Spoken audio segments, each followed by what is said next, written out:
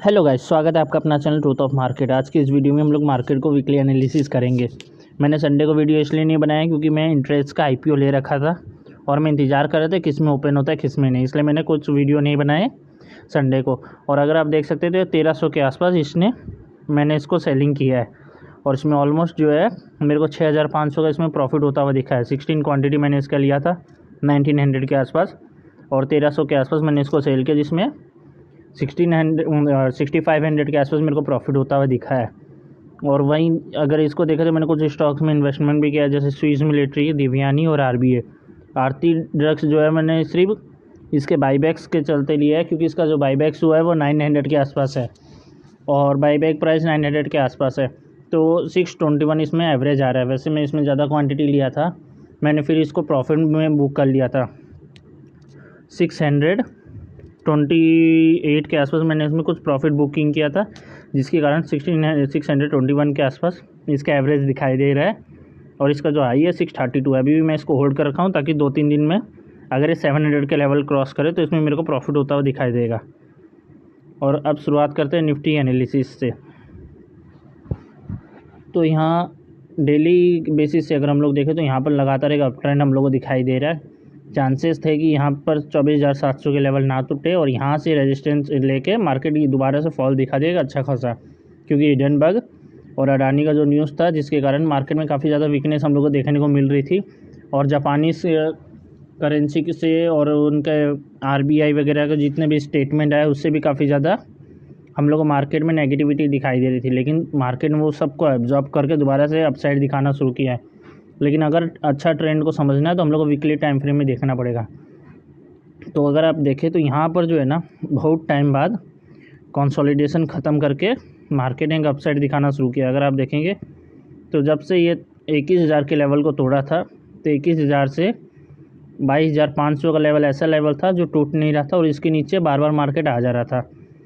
और ये कम से कम 2023 से 2024 जुलाई तक ये इसी लेवल में फंसा हुआ रह गया। और उसके बाद जब इलेक्शन ख़त्म हुआ, इलेक्शन के दिन इसमें ज़बरदस्त फॉल आया और उसके कुछ दिन बाद ही 2-3 दिन बाद ही इसमें ज़बरदस्त रिकवरी भी दिखाई दी और उसके बाद दोबारा से इसमें अप ट्रेंड आना शुरू हो गया।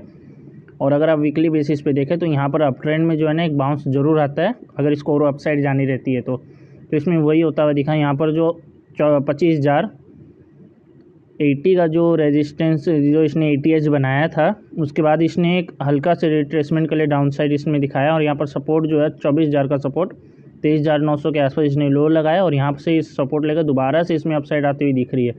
तो ये जो तीसरा वीकली कैंडल जो बनता हुआ दिखाई दे रहा है ये अपने को बहुत ज़्यादा बुलिश बनता हुआ दिखाई दे रहा है।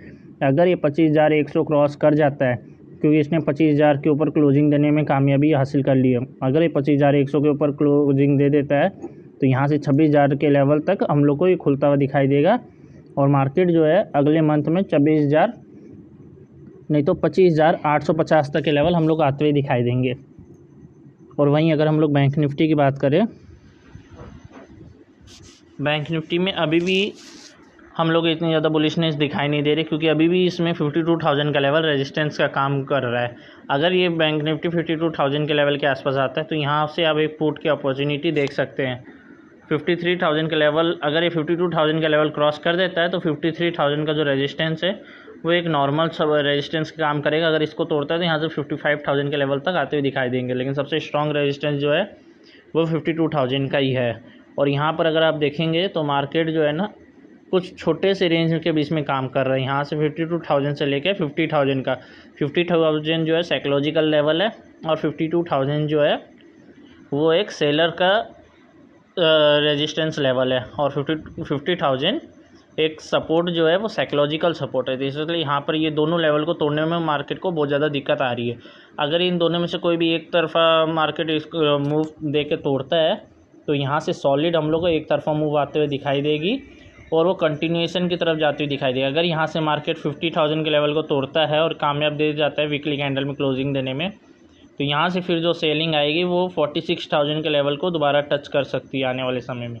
और अगर ऐसा नहीं होता 52,000 के लेवल को क्रॉस करती है तो यहाँ से एक तरफा मूव हम लोग को दिखाई देगा जो 55,000 के लेवल नेक्स्ट मंथ में आते हुए दिखाई देगा और उसके बाद मार्केट साइड भी होता हुआ दिखाई देगा।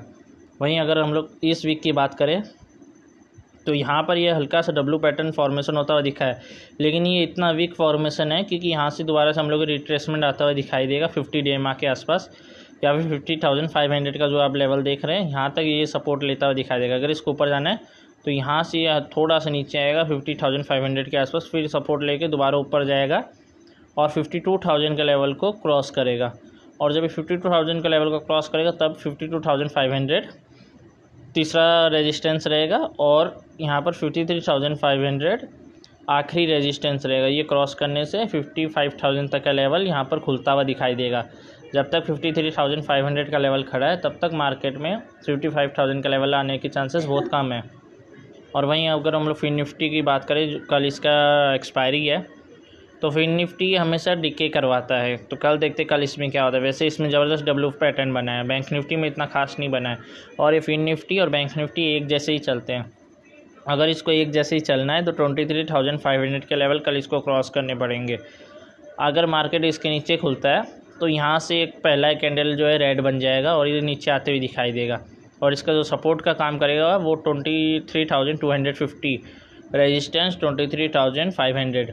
और अगर इसको तोड़ता है नीचे आके रिटेस्ट देकर दोबारा से ऊपर जाता है तो यहाँ पर एक हल्का सा दोबारा से रिटेस्ट में या पुल बैक में हम लोग यहाँ पर एंट्री बना सकते हैं सीई की तरफ, और 23,750 तक के लिए हम लोग आराम से इधर सफ़र तय कर सकते हैं। और वहीं अगर हम लोग इसकी वीकली में बात करें तो बैंक निफ्टी के मुकाबले फिन निफ्टी वैसे अच्छा दिख रहा है, लेकिन फिर भी बैंक निफ्टी और फिन निफ्टी एक जैसे ही चलता है। तो यहाँ पर अगर हम लोग रेंज की बात करें तो 23,000 से लेके 24,000 का जो रेंज है ये एक टाइट रेंज है। जब तक इनमें से कोई भी एक लेवल नहीं टूटता तब तक इसमें हम लोग किसी भी तरफ का डायरेक्शनल मूव हम लोग को प्रेडिक्ट नहीं करना चाहिए। अगर किसी भी एक तरफ अगर मूव तोड़ के यहाँ पर क्लोजिंग देता है, वीकली कैंडल में अगर क्लोजिंग देता है ऊपर या नीचे, तो हम लोग एक डायरेक्शनल मूव आता हुआ दिखाई देगा।